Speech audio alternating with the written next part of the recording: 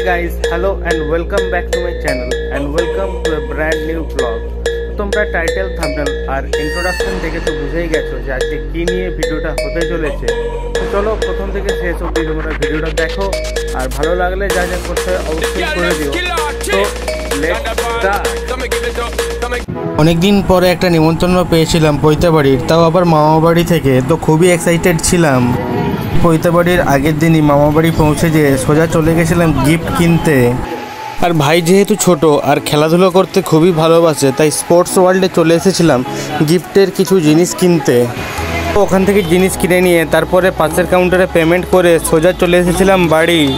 আর বাড়িতে এসেই বসে গেছিলাম গিফটগুলো আনবক্সিং করতে। তো দেখতেই পাচ্ছি যে একটা কত সুন্দর একটা টেনিস ব্যাট ভাইয়ের জন্য কেনা হয়েছে, আর তার সাথে একটা ব্যাটের কভারও ছিল। আর এই যে দুটো বল ভাইকে দেওয়া হলো খেলার জন্য। আর তার সাথে একটা চেন্নাই সুপার কিংসের জার্সিও দিয়েছিলাম। যেহেতু আমি চেন্নাইকে ভালোবাসি তাই ভাইকেও দিয়েছিলাম, কিন্তু তারপরে জানলাম যে ভাইও চেন্নাইয়ের সাপোর্টার। তার কিছুক্ষণ পরে মাকে গিফটগুলো ধরতে দিয়ে দিয়েছিলাম আর বলেছিলাম যে তুমিই দিবে, কারণ আমি ভিডিও করব। তারপরে আমরা গিফট নিয়ে চলে এসেছিলাম ভাইয়ের আশীর্বাদের এখানে।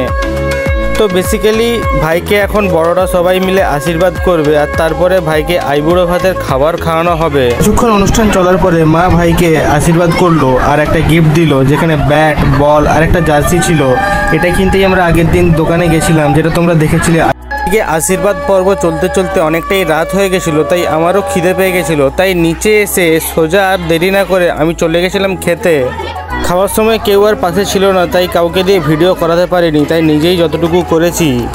এখানে আমার সাথে সাথে কিছুক্ষণ পরে বাকিরাও খেতে চলে এসেছিলো, কারণ অনেকটাই রাত হয়ে গেছিলো।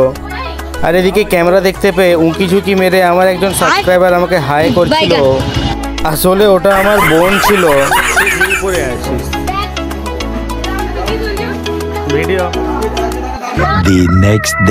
পরের দিন সকালবেলা ঘুম থেকে উঠে আমরা সবাই মিলে আবার এক জায়গায় এসে উপস্থিত হয়েছিলাম, কারণ এখন ভাইয়ের গায়ে হলুদের পর্ব চলবে। আর এই গায়ে হলুদ পর্বটাকে আমি স্পন্সর করছিলাম, তাই একটা হলুদ রঙের পাঞ্জাবি পরে চলে এসেছিলাম। তাই নাকি? তারপরে গায়ে হলুদের জন্য ফাইনালি ভাইকে এক জায়গায় বস করানো হয়েছিল, তার সাথে ছোট ভাইও বসে গেছিল। আর এদিকে মিউজিশিয়ান দাদারা দারুণ মিউজিক বাজাচ্ছিল, যেটা শুনে আমাদের নাচ করতে খুবই ইচ্ছে করছিল। কিন্তু নাচতে দেখে সবাই কি ভাববে সেই কারণে কেউই নাচ করছিল না, সবাই চুপচাপ দাঁড়িয়েছিল।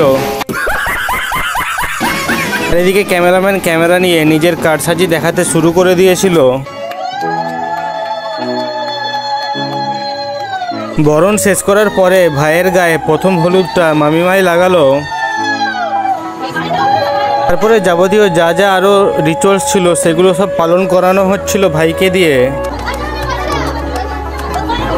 আর এদিকে আমি তো মনে মনে ঠিক করেই নিয়েছিলাম যে যতদিন না আমার বিয়ে হচ্ছে তার আগে আমি গায়ে হলুদ লাগাবোই না কিছুতেই। চলে এক কাম কর, 200 रुपए दे और 50 रुपए काट ओवर एक्टिंग के वजह। তারপরে মা, মাসিমণি, মামিমা বাকিরা সবাই মিলে ভাইকে হলুদ লাগাতে শুরু করলো। এদিকে গায়ে হলুদের সাথে সাথে ফটোশ্যুটও চলছিল। তারপরে বড়রা সবাই মিলে হলুদ নিয়ে খেলা শুরু করে দিয়েছিল। তারপরে কিছুক্ষণ পরে হলুদ খেলা চলতে চলতে তোমরা দেখতেই পাচ্ছ আমার কি অবস্থা। মানে আমার প্রতিজ্ঞা কেউ আর রাখতে দিল না, মানে আমাকেও সবাই হলুদ মাখিয়েই ছাড়লো। बस हवा निकल गई।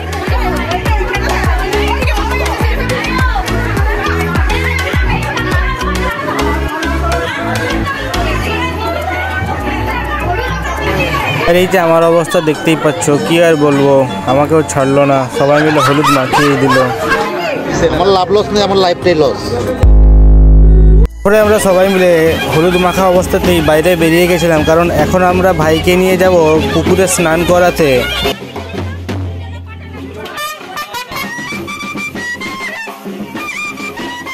এদিকে মা দূর থেকে ক্যামেরা দেখতে পেয়ে সামনে এসে আমাকে হাই করে দিল। আজকে সকাল থেকেই প্রচণ্ড বৃষ্টি পড়ছিল, কিন্তু তাতেও আমরা বৃষ্টিকে হার মানিয়ে সবাই মিলে ছাতা মাথাতে হলেও অনেকে বেরিয়ে গেছিলাম, কারণ বৃষ্টিতে ভিজতে হলেও ভিজা হবে, কিন্তু রিচুয়ালসটা কমপ্লিট করতেই হবে। আর এদিকে সবার নাচ তো তোমরা দেখতেই পাচ্ছ, মানে একটু করে রাস্তা সবাই যাচ্ছে আর তারপরে আবার নাচ করতে লাগিয়ে দিচ্ছে। আর এদিকে ভাই এখানে টোটোয় বসে অপেক্ষা করছিল, কারণ নাচ আর শেষ হচ্ছে না, কেউ থেমে যাচ্ছে তো অপরজন আবার নাচ করতে লাগিয়ে দিচ্ছে। এখানে তো আলাদাই লেভেলের ডান্স চলছে, মানে রাস্তায় যেতে যেতেই সবাই নাচ করতে লাগিয়ে দিয়েছে, মানে কি আর বলবো, কি এক্সাইটমেন্ট। ক্যামেরা দেখে সবার আরও বেশি করে নাচ পেয়ে যাচ্ছিল, কিন্তু আমিও খুব শেয়ানা, আমি ক্যামেরাটা অপর দিকে নিয়ে নিজেকে দেখতে দেখতে এগিয়ে যাচ্ছিলাম সামনের দিকে। मेंटोस जिंदगी।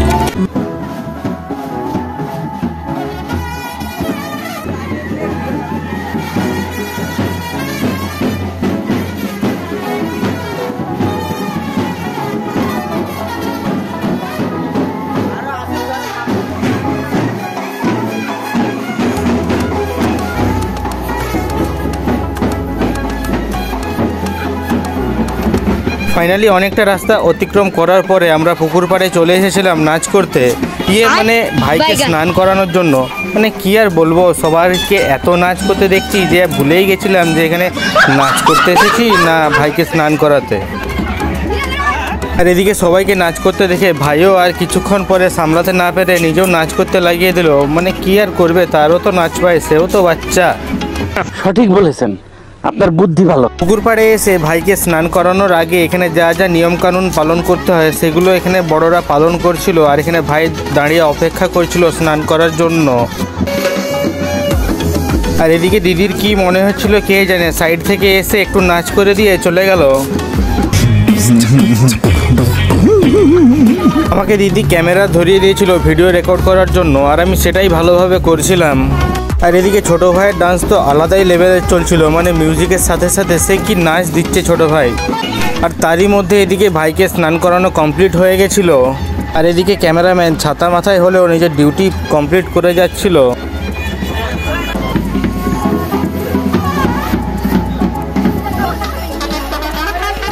আর এদিকে অ্যাজ ইউজুয়াল নাচ তো চলছিলই, মানে সবাই তখন থেকে নাচ করেই যাচ্ছিল। আর এখানে স্নান করানো তো কমপ্লিট হয়ে গেছে, তারপরে সবাই মিলে ডিসাইড করছিল যে কোন রাস্তা দিয়ে যাওয়া হবে। তো তারপরে আমরা ডিসাইড করলাম যে আমরা যে রাস্তা দিয়ে এসেছিলাম তার অপর প্রান্ত দিয়ে আমরা এরপরে যাব।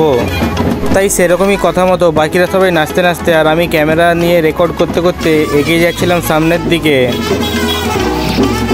তারপরে কিছুটা হেঁটে যেতে যেতে আমরা ফাইনালি চলে এসেছিলাম এখানে মা কালীর মন্দিরের সামনে।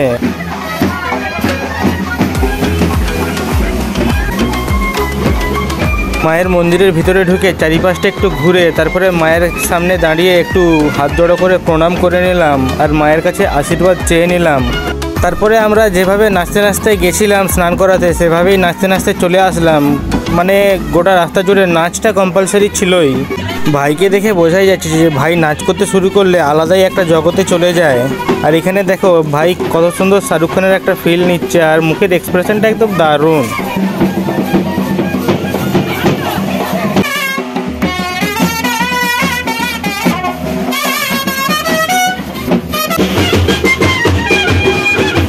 অনেক নাচা গানা হলো, অনেক এনজয় হলো আর সাথে বৃষ্টিতেও খুব ভিজা হলো। তো এবারে জলদি স্নান করতে না গেলে শরীর খারাপ হয়ে যাবে।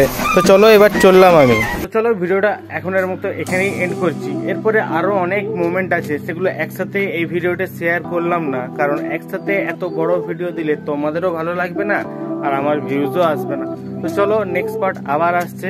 তো তোমরা ততক্ষণের জন্য ভালো থেকো, সুস্থ থেকো, টাটা, বাই বাই।